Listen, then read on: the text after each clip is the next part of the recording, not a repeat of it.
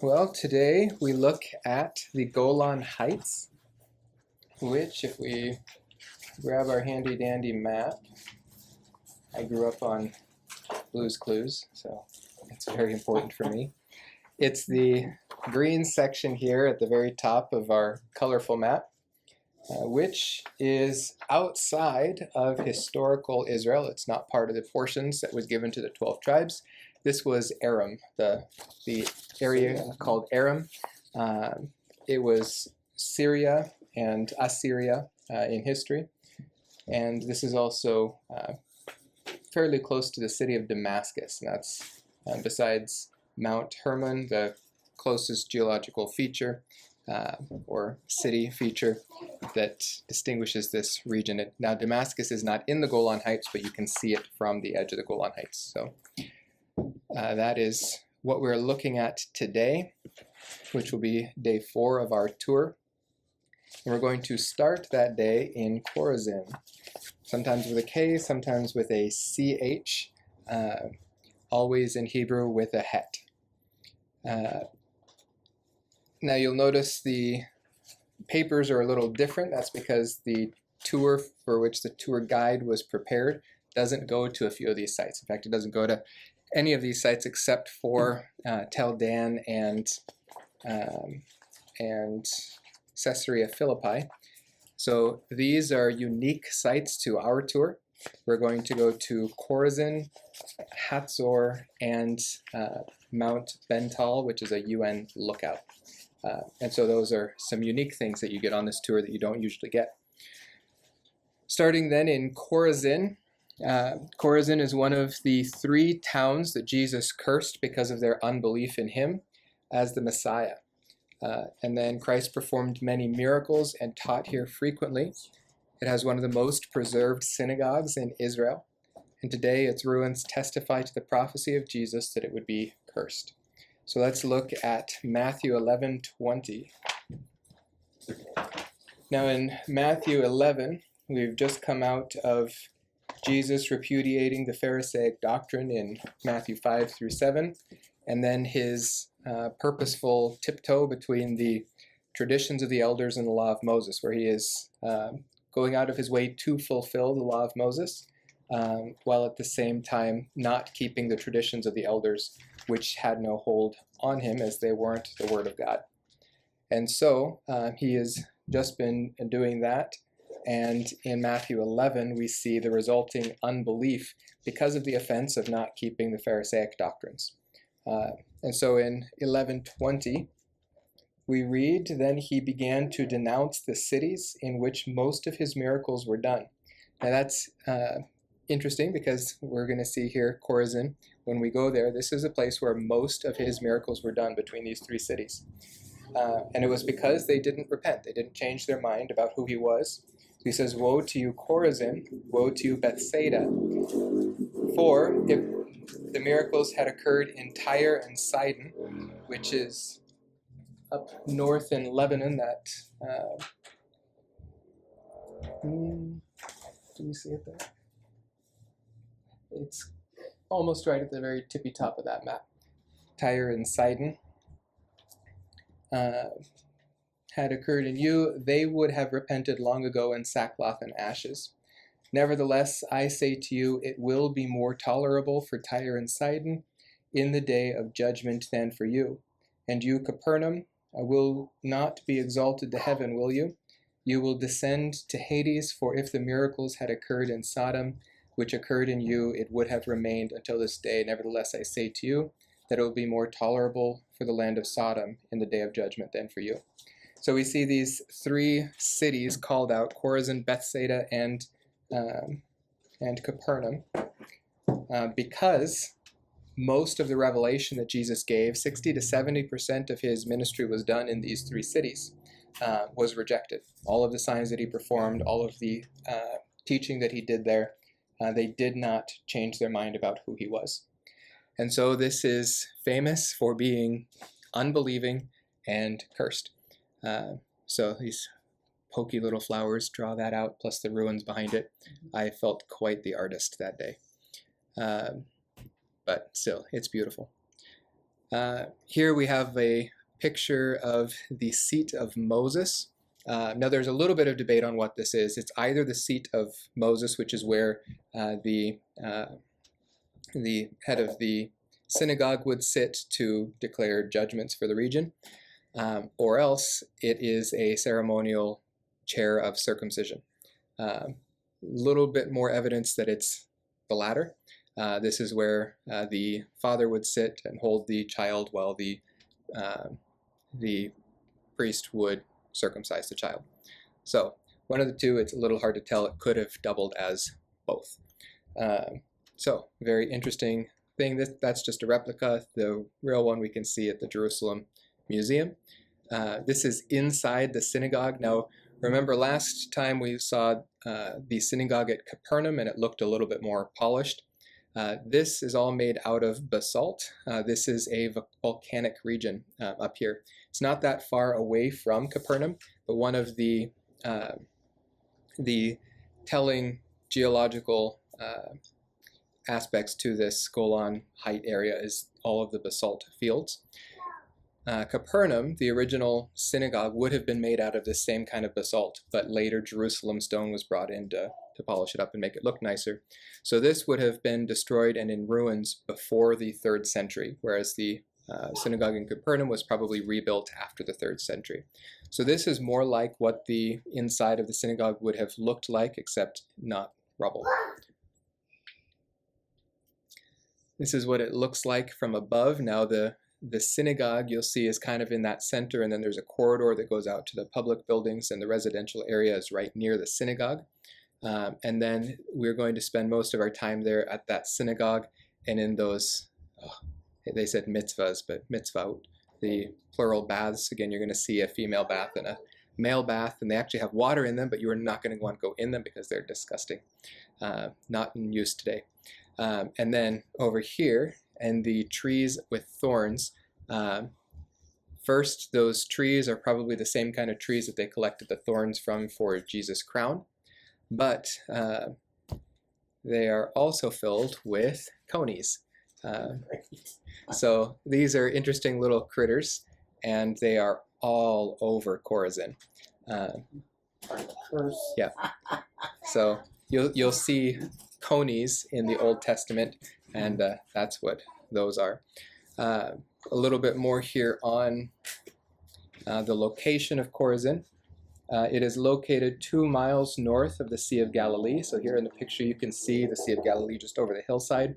When you're standing in Chorazin, you can't see it, but you can feel the nice cool breeze coming off of it.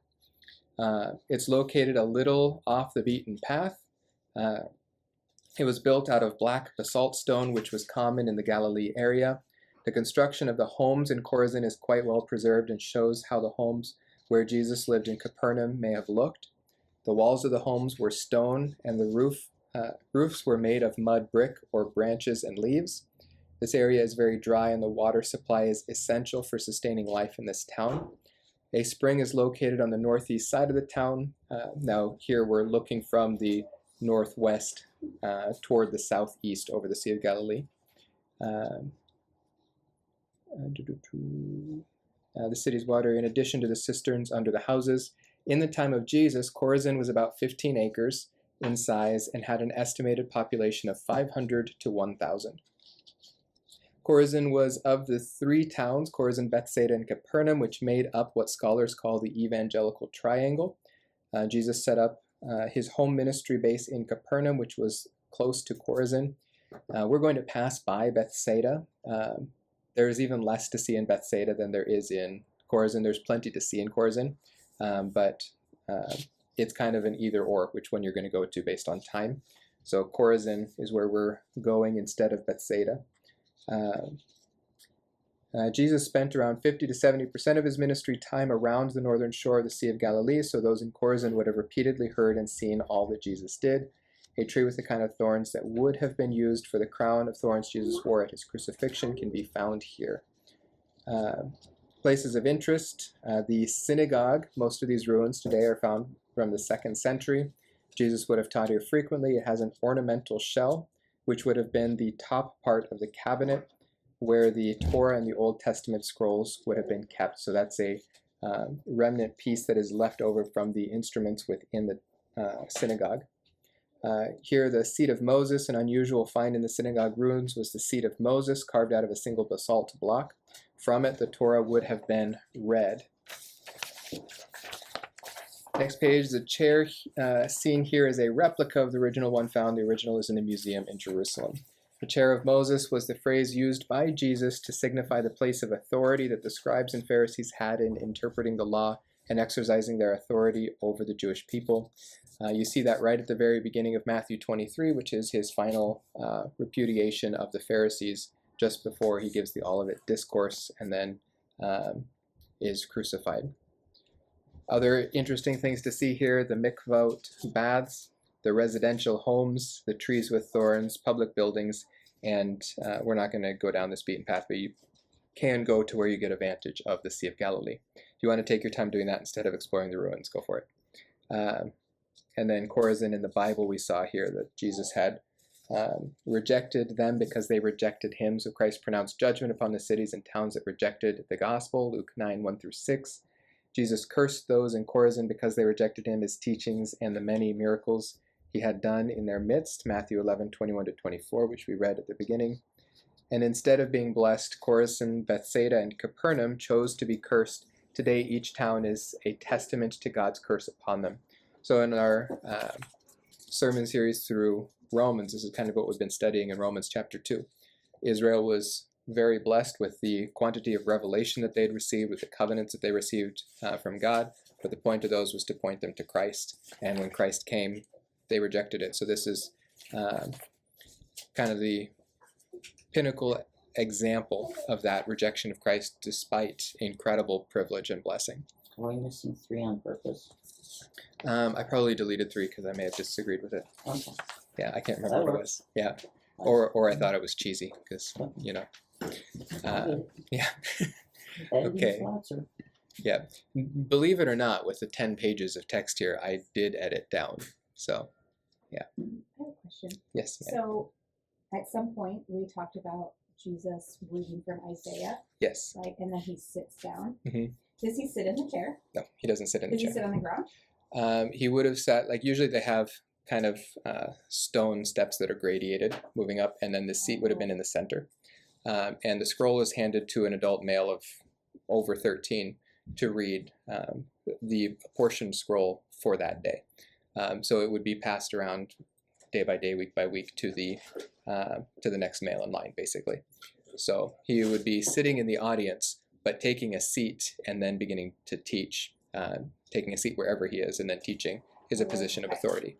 Okay, because last time we talked about that they sit to teach, and I thought, oh, right. Well, that's a very nice chair to get to sit. It would be, yes. Yeah. And then when they do read, the rabbi's watching them, and the rabbi has a yud or a pointer, and because making sure that nothing is missed or mispronounced, he will correct it. Because the word of God, they don't allow that to happen, no errors. So it's immediately corrected. Jesus didn't make any mistakes. I know, but I'm just saying, but that was part of what happened too, with them, that anybody was reading, they were well followed. You would have had all the males who had the Torah scroll with them, because not all of them had the pocket Bible like we do. They would be following very closely, so they'd see exactly where he stopped. And so this is one of the reasons that this was like, wait, keep going, like you haven't finished the section yet, obviously, but also this is kind of an inopportune place for you to stop and declare it fulfilled. Again, I think it kind of points towards the rejection of Christ was first among the leadership, and the leadership led Israel to reject Christ. But good question. Yeah, I don't think Jesus sat in the seat of the Pharisees. Yeah. All right, Tel Hatzor. This again is a place that's often skipped, but you'll see multiple times in especially the Old Testament histories where Israel is described as from Hatzor to Gezer. These were the 2 major military outposts on the north and the south side of the Kingdom of Israel. And it's one of the largest cities that existed in the Middle East when it was a Canaanite territory. I believe it's in these notes. It at one time rivaled the size and influence of Nineveh, which was the capital of Assyria. But today, when you go there, you would almost not even know it because most of the city is now a field, which is pretty incredible considering the size of it. But it is an absolutely beautiful area. It's up north of the Sea of Galilee, right in the Jordan Valley area, but above the northern sea between the Sea of Galilee and the Sea of Hula, or the Lake of Hula. And what you see there in that valley, the other side of that is Jordan. Going up through it is called the Hula Valley, and this is a main migratory path for the African birds that make their way up to Eastern Europe. Another question. Yes. In all these papers, it talks about distances being in miles, but do they use miles or kilometers there? Kilometers. Yeah. We are the lone survivors of miles. Yeah. Stay strong. If we switch to kilometers, like I've lived in places with kilometers. I don't want to. It's not that far away. It's not that far away. Yeah. Oops. Yeah. 16 kilometers. Why don't you tell me in a way that's helpful? Okay. Location. Hatzor is located about 10 miles due north of the Sea of Galilee and just to the east of Highway 90. I'm sure that's very helpful to you, but on your papers you'll be able to see the highways. It'll help you locate it in your map. It's not Eastern Washington, right? I-90. No, not an I-90. I-90 to Pullman? Not our I-90. Okay. Although I will say a lot of this looks like Eastern Washington. So if you've gone to Eastern Washington, you've basically been to Israel. But It says yeah. there. yeah, we'll just go to Crosser instead. Yeah. It was on one of the most important travel routes called the Via Maris, which we saw in Tel Megiddo, is along the Via Maris. Tel Megiddo was considered the central military outpost. So you had Hatzor, Megiddo, and Gezer were the three main areas for military strategy. It was one of the most important travel routes called the Via Maris, which linked Africa and Egypt with Syria and Asia. It was the largest and most strategic city in northern Galilee due to its size and location. Hatzor was one of the most important cities of the Canaanites and was the head of all the northern kingdoms. We see this even from the book of Joshua. It was 10 times the size of Jerusalem and totaled 200 acres, 200 football fields. In size, the upper part of the Tel is around 30 acres, and the lower part is around 170 acres. So here's looking at some of the ruins in the upper part. What we see today of Hatzor is 1/8 the size of what it once was. To the north lies most of the city, which is now a farm field. It's the largest Tel in Israel, and Tel is more than just a mound, it's an archaeological mound, so there's layers of civilization built up in these mounds. So it's the central area of the city for Hatzor. It's also believed to have been the largest city in ancient Canaan. It was one of the three major cities of defense in Israel, Gezer to the south and Megiddo in the middle of the country, Hatzor in the north. All three cities were on the Via Maris. Hatzor rivaled Nineveh in size and importance. Hatzor is mentioned 19 times in the Bible. Some places of interest. Here we see the Israelite city ruins. This is a Solomonic gate. We'll look at that here. And that gate is right here. You'll see 6 different places where a bowman would be to stop anyone coming through the gate that shouldn't come. Usually there's just 4. Solomon had a tertiary gate.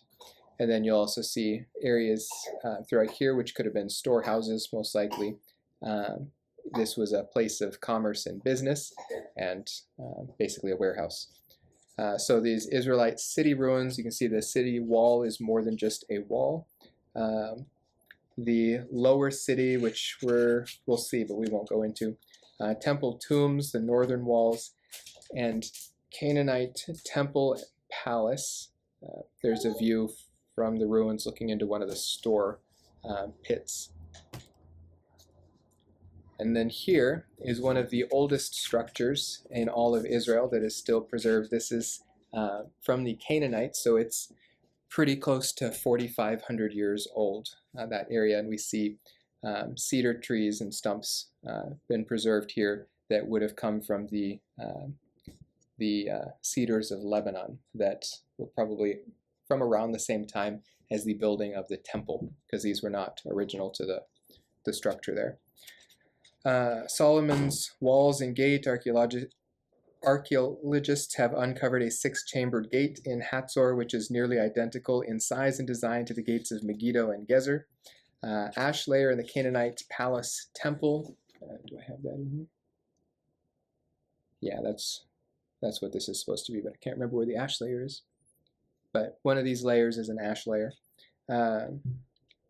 On the Canaanite altar, which is what is in the center of these ruins. Altar, the water system that I also have. Yeah. So obviously they didn't have the steel structure, but you can see the steps going down, down, down into a cistern. Amazing. These would have all been dug by hand.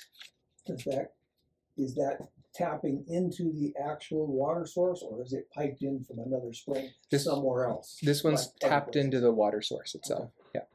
Yeah. So that water system, a century after Solomon's time, the Israelites built a massive shaft 131 feet deep into the Tell, reaching the water table below.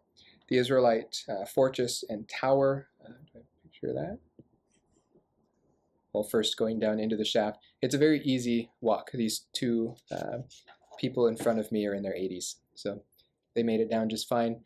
These modern steps are a lot nicer than the ancient steps that they built over them. Yeah, exactly. Yeah, unfortunately, Jana, I don't think you could make it down these steps still. We could give you a good push. Make it back up. You'd have to drag my carcass right out of it. Yeah, so this is standing on the top of the Israelite fortress tower, looking over the field where most of the city would have been at one point. And it went all the way up onto the hillside, and it was a strategic point to be able to see over the hill into the coastal region what was going on, especially this Via Maris being a main travel route for foreign companies. The cell towers in the middle of all Yes, I believe so. Could be power lines. And then the Canaanite passage between the upper and lower cities.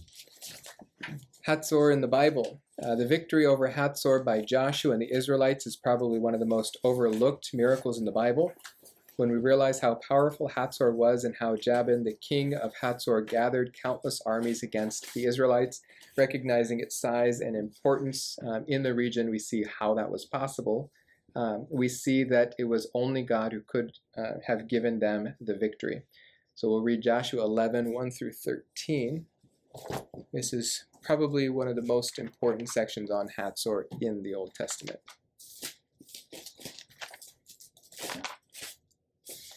Okay, Joshua 11.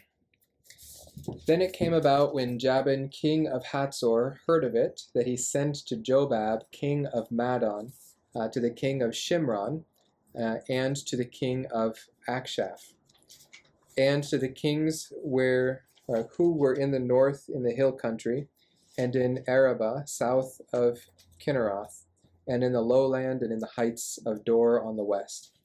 It sounds like Lord of the Rings.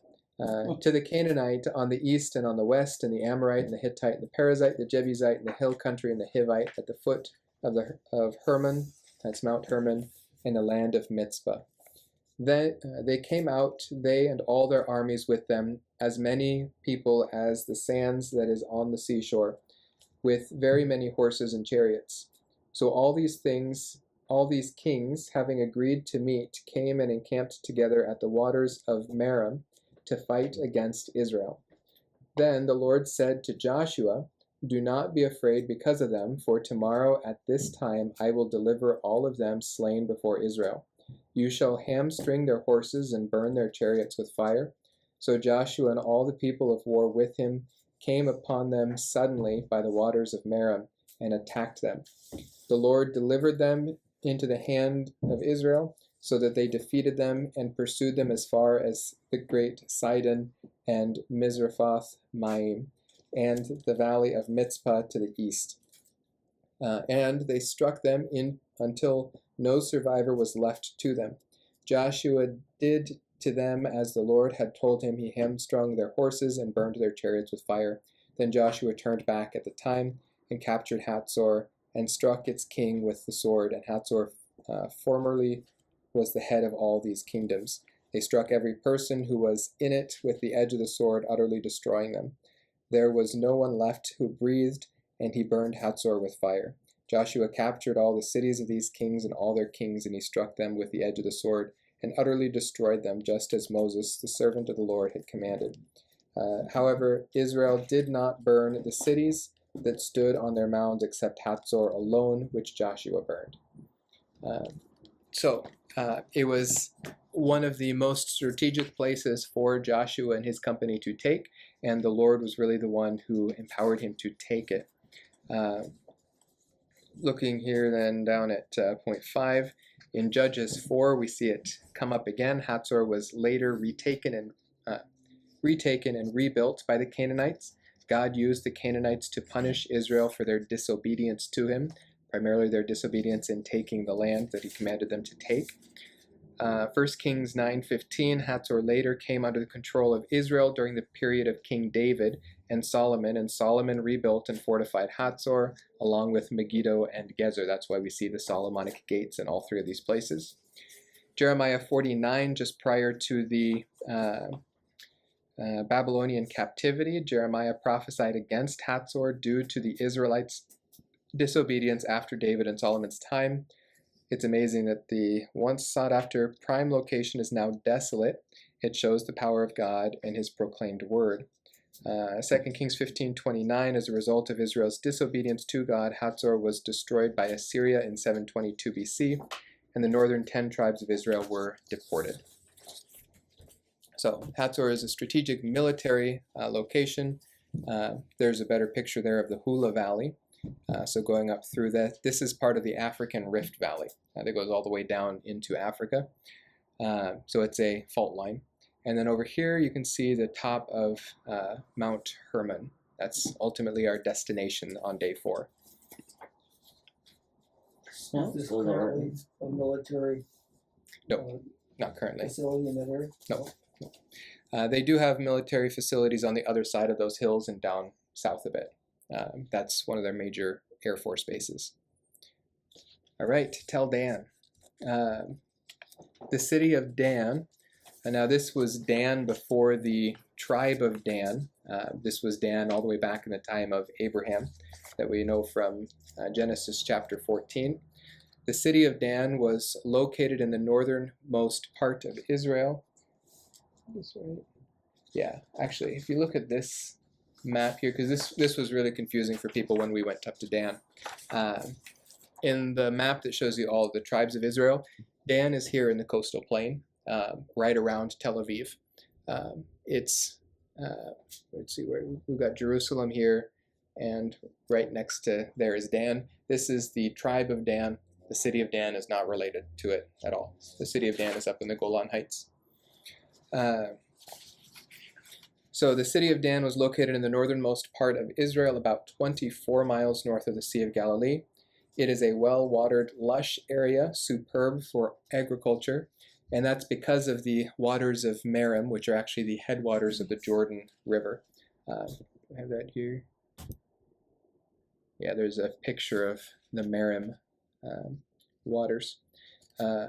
Historical background: the tribe of Dan failed to take the original territory allotted to them, so they captured and moved to this area. That's debatable.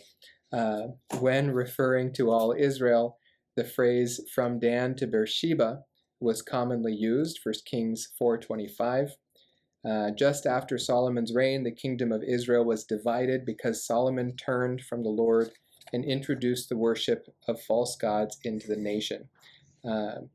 Rehoboam was given the southern 2 tribes of Israel called Judah from the time forward, and Jeroboam received the northern 10 tribes of Israel called Israel from that time forward. This is one of the reasons, the point here in 1 Kings 11. is one of the reasons that Ephraim and Dan are absent from the 144,000 that will be commissioned in the tribulation period to witness, probably because of their being the cause of introducing idolatry into the nation of Israel, because those 144,000 are used for service for reward and blessing, and they're excluded from this service. It has nothing to do with their inheritance in the kingdom. I wondered why Tel Aviv was close to Dan. Yeah. Makes sense now. Yes. Okay. Places of interest. The entrance, which is what we see here. This is sometimes called the Gate of Abraham. The Dan Spring, the Dan River, flour mills, the Pooh Bear tree, which I didn't get to see, pistachio tree, and wading pools, Jeroboam's golden calf high place, the command post lookout, Israelite outer gates, Israelite inner gates, which that's what we're looking at here, and the Canaanite gates. Actually, no, this is the Canaanite gates. The Israelite gates are on the other side. But this is basically a giant garden. It's an absolutely beautiful area, lots of flowers, lots of fruit and fruit trees, and of course pistachio trees, which I think that's what we can see right there. The city of Dan in the Bible, God appeared to Jeroboam and promised to bless him if he would serve him. 1 Kings 11:38, that was in Dan. Jeroboam turned away from the Lord and built golden calves in Bethel and Dan. And then that was 1 Kings 12. After a severe warning from God, Jeroboam continued in sin. The worship of false gods would eventually seal the doom of the northern 10 tribes of Israel. The sin of Jeroboam became a pattern that the rest of Israel, the kings of Israel, would follow. And in 722 BC, as judgment from God for their continual disobedience, the 10 northern tribes of Israel were deported by the Assyrian Empire. 80 years later, Josiah became king of Judah and chose to follow God with all his heart. As a result of finding and reading the scriptures, he led one of the most significant revivals Israel ever experienced. As a result of Josiah's obedience, he renewed the covenant with the Lord, with Israel, and destroyed the golden calves Jeroboam had erected, including here in Dan. There's one more place that Dan is mentioned explicitly, and that is in Genesis 14. And this is the first place that it's mentioned, although this being one of the major cities in the north along the Via Maris would have been a place that Abraham passed through on his way to the Promised Land, and again being just about 35 miles away from Bethel and Ai, where eventually, or Shechem, where God eventually told him that this is the place, this is the land. So he came through Dan, most likely, and that's why it's called the Gates of Abraham. So this is the Battle of the 10 Kings, the 4 kings, or the 9 kings, 10 kings, including Abraham. The 4 kings that were major kings in the Mesopotamian region that all came to help out these, or to oppress the 5 kings in the Jordan Valley. And so that's when they came and they swept away Sodom, Gomorrah, Admah, Zeboim, and Zoar. Took their people, pillaged it, and went north. And Abraham took all of his people and chased them. One of the points that we see that he chased them to was Dan. So 14. Starting in verse 11. Then they took all the goods of Sodom and Gomorrah and all their food supply and departed. They also took Lot, Abram's nephew, and his possessions and departed, for he was living in Sodom. Then a fugitive came and told Abraham the Hebrew. Now he was living by the oaks of Mamre, the Amorite, brother of Eshcol, and the brother of Aner. And these were allies with Abram. When Abram heard that his relatives had been taken captive, he led out his trained men born in his house, 318, and went in pursuit as far as Dan. He divided his forces against them by night, he and his servants, and defeated them, and pursued them as far as Hobah, which is north of Damascus. He brought back all the goods and also brought back his relative Lot with his possessions, and also the women and the people. And then the place where he goes right after that is the Valley of Jehoshaphat, which is right alongside of Mount Zion, the modern site of Jerusalem. So this is, of course, along that way past Dan, just a few miles, on our way up to, in the direction of Damascus, but up to that Mount Bental. But first, along the way, we stop at Caesarea Philippi, which is also one of the best places we'll see. You could probably say that about most of these, but it's also just a very refreshing place.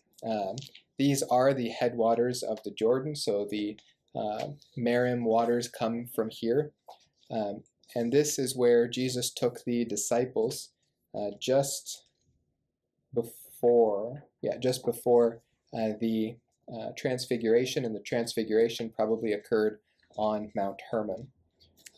And so here, Caesarea Philippi. A few other places in Scripture will provide so much meaning by understanding the location. It was here that Peter made the divinely inspired declaration that Jesus was the Christ, the Son of the living God. Caesarea Philippi was an impressive Greco-Roman city near a huge spring that comes out of a cave and is one of the main sources of the Jordan River. It's about 30 miles north of the Sea of Galilee and is at in the foothills of Mount Hermon. It was close to a high place where Jeroboam set up a golden calf for the northern tribes of Israel to worship, which led to their downfall. And in around 1000 AD, there was an earthquake that collapsed part of the cave and changed the water flow. Now the water comes out of the ground below the cave. Historical background: this place has been associated with intense false god worship and evil for many years. Let's stick that in here. Oh, here's the waters, and they're very cool, refreshing waters because they're probably from melted snowpack that gets into the water off, or into the water table off of Mount Hermon. But what we're standing here just past there, that's called the Gates of Hades, or the Gates of Pan, or the Grotto of Pan, rather. Pan was a false god that they worshipped there. And then here next to it, we have more places for those idols that are not present in there at the moment. There's looking into the mouth of Hades, I guess. And then that's what I wanted. This, you can see the Temple of Augustus was built over the face of that cave. And the cave entrance was just out the back of it. The Court of Pan was what we were looking at just right here on the right side. And the Temple of Zeus up there, and then the upper tomb or the upper temple, and the lower tomb or lower temple. Up on that upper temple, we'll go up there, they had, there's some very weird legends of dancing goats and stuff like that. So very, very odd place, but interesting historically and beautiful, actually. So the historical information here: this place has been associated with intense false god worship and evil for many years. Baal worship took place here during the period of the kings of Israel. King Jeroboam set up the golden calf not far from here and commanded all the Israelites in the area to worship it. Later, under the Greeks, it became the key place of worship to the fertility god Pan, and Pan was a half-human, half-goat-looking creature. Then the Romans incorporated it into a place of false god worship as well. Caesarea Philippi was originally called Panion or Panias, after the Greek god Pan. Later it became known as Banias. And that's because in Arabic they don't have the letter P, so anything that's P turns into a B in Arabic. Herod the Great's son Philip established it as the capital of his territory and named it Caesarea to honor the Emperor of Rome. That's why we also have Caesarea by the sea that we visit. Everyone wanted to placate Caesar.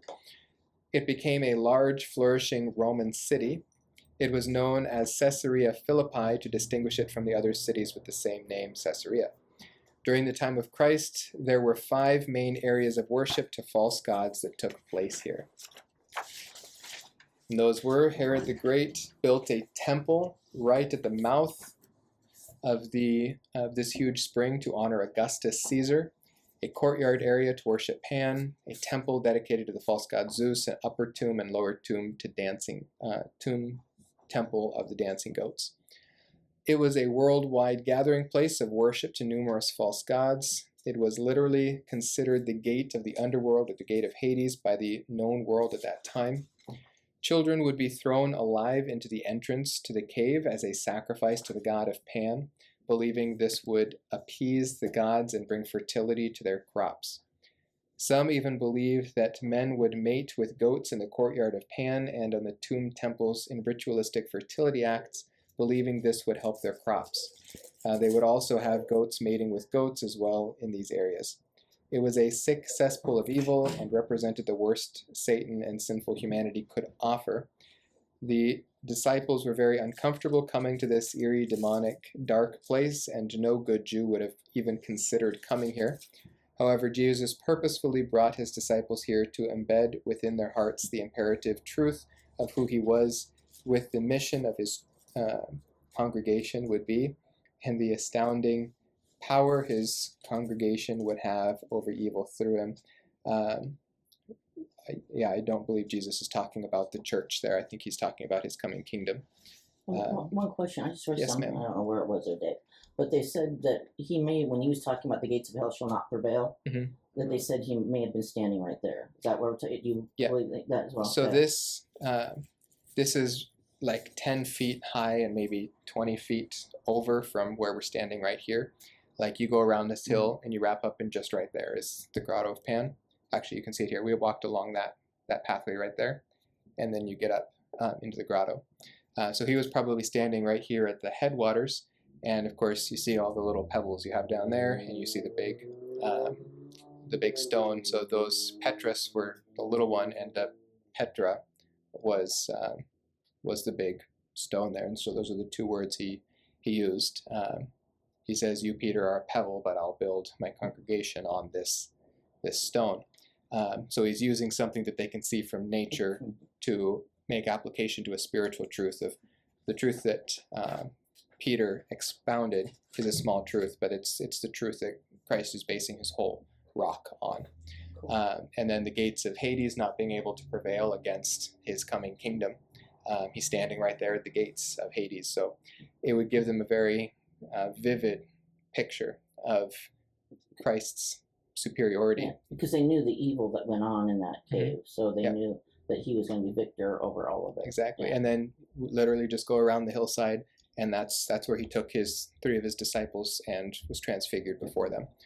So he shows his power in the coming kingdom compared to this satanic, demonic picture of the gates of Hades. Yeah. In the Bible, does it have Pan playing the pan flute anywhere? Not in the Bible that I know Because of. in the world, Mhm. all Pan those plays pan. different length pipes are called That's- a pan flute. That's why it's called a pan flute. Like it comes from the god Pan, because the goats would play and those it always flutes. shows the half goat, half human person playing it Yes, in yeah. mythology or children's type stuff. Yeah, and the mythology is that the goats that they were mating with when you played that flute, would get up and dance, and that's when they're ready to be Oh, of course. mated with. Mm. So, No, they didn't I teach us played that in the veterinary radio, school. yes. Mm. well, don't do it around any goats. No. Oh, the things people do. Mm. A little too much wine from the. Yep, Great. I'm sure wine was involved. Yeah. So here, this was my tour guide, and he's reading here from Matthew 16, and we'll do that when we're there as well, but we'll quickly read here from Matthew 16 to get that picture. And I'll go back to this one for that. So Matthew 16, we'll start in 13, verse 13. Now, when Jesus came into the district of Caesarea Philippi, he was asking his disciples, "Who do people say that the Son of Man is?" And they said, "Some say John the Baptist, and others Elijah, but still others, Jeremiah, or one of the prophets.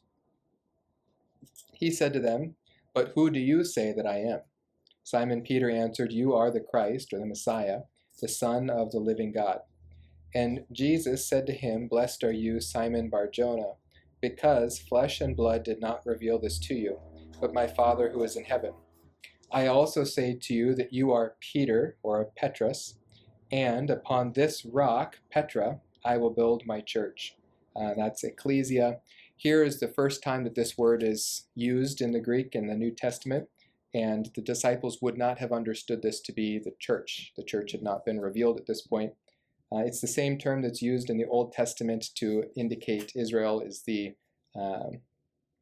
gathering or the congregation of God, the assembly. And the rock that he's talking about here is most likely his kingdom that is coming, and that he is the one who will build his kingdom.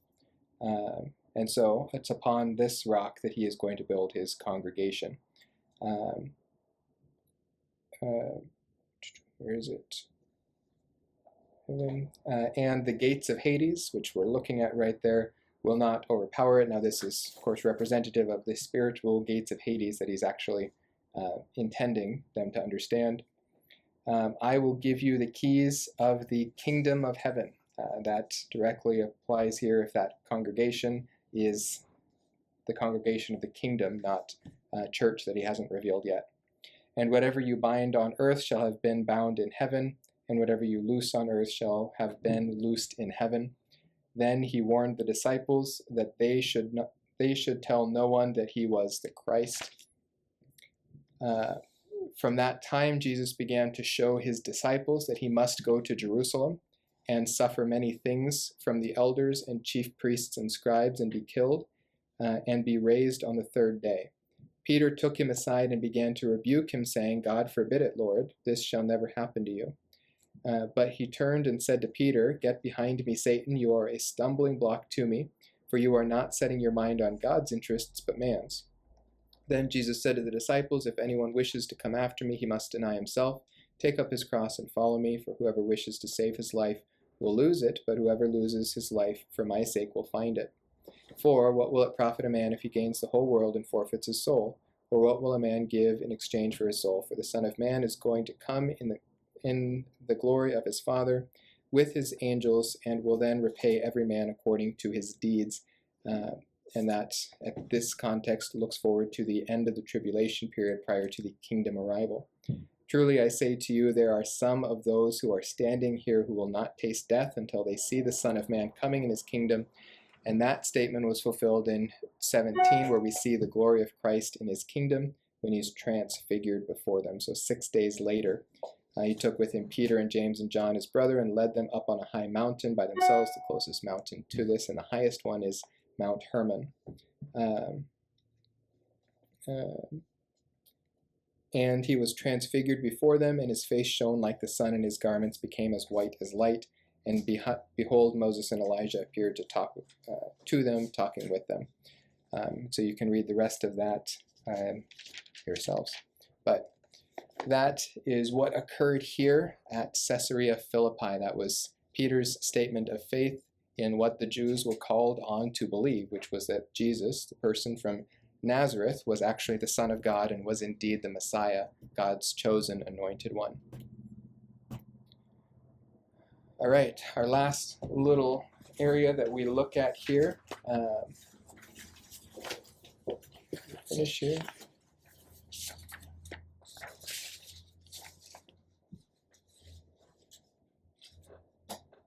I guess I did finish.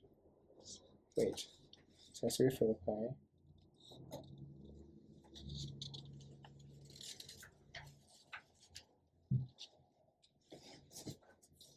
What did I read already from this? Did I read any of it? Not exactly. You We sort of spoke bits discussed and it. Oh, we didn't even get to. Yeah, because I Caesarea asked the Philippi. question. Sorry, out of order, not That's knowing okay. that was going to be there. So, sorry. I see. No, that's okay. Caesarea Philippi in the Bible. Almost done with Caesarea Philippi. So yeah, Peter's confession that we just read. Peter's confession was a direct revelation from God, and Christ will build his assembly.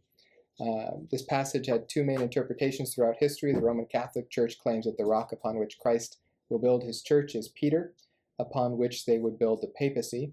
Evangelicals claim that the rock is Christ, based upon Peter's confession. It gives the evidence there that I talked about a little bit, the Petros versus the Petra. The rock upon which the church is being built is Christ, the cornerstone. Well, that's true. That's probably not what this passage is about, because the church was not revealed yet at this point.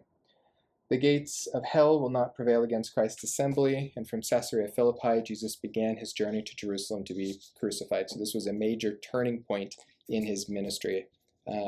16, 17, 18 are all part of this section, and then 19, 20, 21, 22 is all his being tested in Jerusalem for his purity as the Passover lamb, and then 23 is repudiation of the Pharisees, 24, 25, his revelation of Israel's future, and 26, 27, his crucifixion, and 28, his glorification, or his ascension.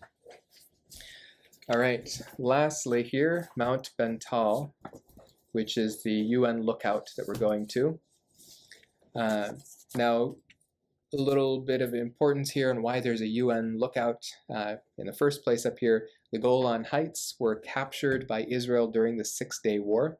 It was not a war they started or a war that they had any interest in gaining land in, but it became a strategic military land gain, mostly to keep Syria and Russia out of Israel. Right now, even still, they're on the border, but it's a cold truce right now between them. Lebanon, on the other hand, is a different case, and that's why this whole region that we're looking at today is one that might be a day that we have to not go. We'd go do other stuff in Galilee if there is any risk at all to our safety. I hope there won't be. I pray that there won't be, because we won't risk our safety. We'll go other places. I'd say give me a gun and put an IDF uniform on me. I would say the same, but you'd probably become a target more than Well, now if you had an I idea. would. Yeah.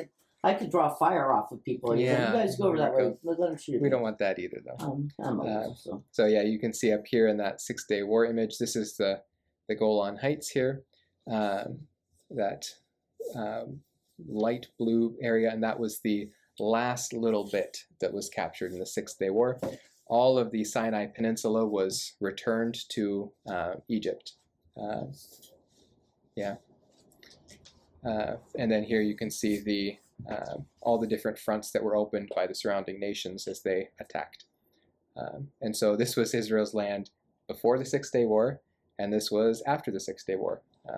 So I would say that's more than just failure on the part of the surrounding nations. So this is the journey up past Banyas or Caesarea Philippi toward the UN lookout. As you look down that valley, you can see still, that's not the Sea of Galilee. That's not the Sea of Galilee. That's the Hula Valley. Sea of Galilee is too far away to see from here. But you'll see these little hill outcroppings, but everything else is pretty flat, except the mountainous regions. Yeah, here, one of those signs you see, it shows you just how far it is from everywhere else. 161 kilometers from Jerusalem, 1,464 from Tehran, Iran, and Sydney, Dead Sea, Cape Town, Beijing, Damascus. Damascus is only 65 kilometers away and visible from the UN lookout. This is Mount Hermon. The peak there is snow-capped throughout the whole year, and it's that snow-cap that provides most of the water for the Sea of Galilee and the Dead Sea, the whole Jordan River. So what we're looking at there on that side is Lebanon. What we're looking at here on this side is Syria. And right over here, you can see Damascus. And it crawls up that hill a little ways. So we're looking into Syria there. That's looking at Mount Hermon over here, Lebanon over here, and Syria over here. You look so much younger in that picture. Yeah, I also look we've done 30 to him. pounds heavier. That's what we've done to him over the last year. Yes, you're making me gaunt.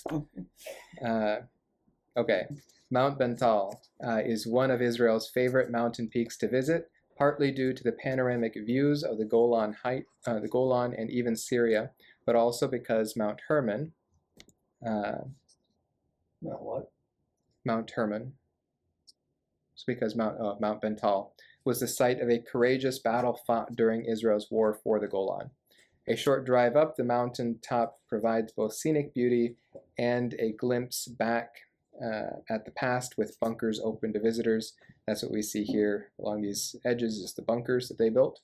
And you can go into them and explore them. You've even got a fake steel cutout of a guy looking, just in case you need to know what the guy looking in binoculars looks like. Mount Bental can be found in the middle of the Golan Heights toward the Syrian border. The mountain is frequently visited and has a fun cafe way up top, Cafe Anan, which is a pun on both the UN leader and the Hebrew for coffee of the clouds. Coffee, tea, and cakes with a view.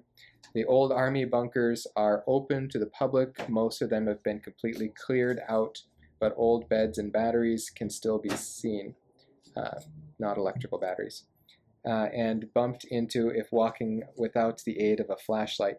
In a small room within the bunker, the tale of the battle can be read from signs on the wall. Maps help to understand the logistics and geography of the battle. When emerging from the bunker, a video binocular can be operated for a small fee to see the Israeli-Syrian frontier and the old battlefield now covered over with fields of grain and produce. I didn't include any of those pictures in this series, but just off to the right is the main Syrian border. It cuts through this field. There are even occasionally, I can't remember all the details of this, but in order to cross that border, you need UN protection on both sides. And one reason they would cross it was for weddings. If somebody on one side is marrying somebody on the other side, they have to go through, but the wedding has to occur at the border before you're able to enter into Syria. Just an interesting modern political military site, but a good view here. Another thing that's not written out in here, this is probably also the site of Paul's conversion. This is the Damascus Road, and at the point that it happened, he was probably closer to Damascus than to Galilee, and so this valley may have been where Christ appeared to Paul. And that is what I'm trying to capture here. Last paragraph here, the battle itself was held during the Yom Kippur War of 1973. It was one of the largest tank battles ever and was miraculously won by the Israelis with their small force of 160 tanks. The Syrians attacked with 1,500 tanks and 1,000 artillery pieces to be slowly mowed down by the much, much smaller Israeli force. The Israeli army suffered large casualties as well, and by the time the battle was over, only 7 Israeli tanks were operational after 900 of the Syrian tanks were destroyed. The Syrians turned and fled, leaving the land for the victorious Israelis. Today, to remember the bloody battle, the valley below the mountain, reaching to Mount Hermon, is called the Valley of Tears. All right, that is it for what we're looking at today. Next time, we are going to look at the Jordan Valley. So we're going to go back to Bet Shean, which is the other side that we saw from Tel Megiddo. So we were here at Tel Megiddo, and we're going to look at the other side of that. This is a mountainous ridge here.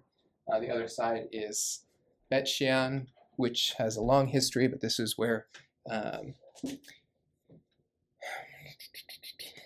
king before David. Saul, thank you. This is where Saul and Jonathan's bodies were hung up on the wall at Bet Shean, and David went to rescue them, to bury them in Israel. We're going to see the Jordan baptism site, which was probably the baptism site where John the Baptist baptized people, and there will be an opportunity for people to get baptized there. Jericho, the ancient city, the first century Jericho site has a city still on it. The ancient Jericho site is not there anymore. But it was probably about 2 or 3 miles away. We'll drive through it, but there's not much to see there. Qumran, we'll go see the Dead Sea Scrolls on a different day because they're not at Qumran anymore, but this is the site where the Dead Sea Scrolls were found. So we'll see that famous cave that they collected the first ones from. And there's a little museum there dedicated to it, and then we'll end our day at the Dead Sea. So we'll talk a bit about the Dead Sea and possibly Sodom and Gomorrah. Fun times. Okay.